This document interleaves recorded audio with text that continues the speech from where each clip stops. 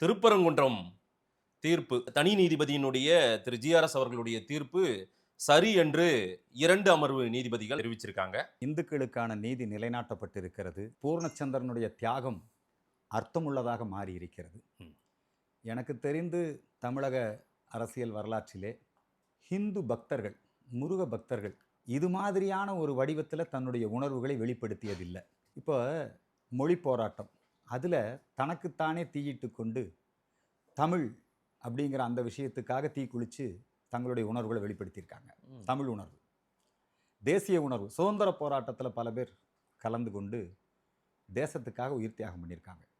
ஆனால் இந்து சமயத்திற்கு, நம்முடைய வழிபாட்டிற்கு, சனாதன தர்மத்திற்கு ஒரு இடையூறு, ஒரு இன்னல் என்று வருகிற பொழுது இப்படியான ஒரு போராட்ட வடிவத்தை யாரும் கையில் எடுத்ததில்லை.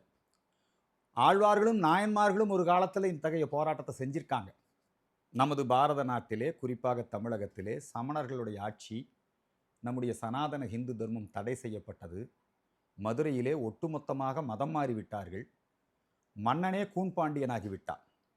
சைவ சமயத்திலே இருந்து பிற சமயத்திற்கு சென்று விட்டான். அந்த நேரத்திலே ஞானசம்பந்த பெருமான் எழுந்தருளி அற்புதங்களை நிகழ்த்தி வாதம் செய்து, இன்னைக்கு மதுரையில் நடந்திருக்க, வாதம் செய்து நாங்கள் வென்றிருக்கிறோம். நீதிமன்றம் சென்று நாங்கள் நீதியை நிலைநாட்டி இருக்கிறோம். அந்த காலத்திலே எங்கள் ஞானசம்பந்த பெருமான் மதுரைக்கு எழுந்தருளி அனல்வாதத்திலே சமணர்களோடு ஈடுபட்டார். எரிகின்ற நெருப்பிலே எங்கள் சனாதன ஹிந்து தர்மத்தினுடைய சைவ சமய உண்மைகளை போட வேண்டும், அவர்கள் சமண மதத்தினுடைய உண்மைகளை போட வேண்டும்.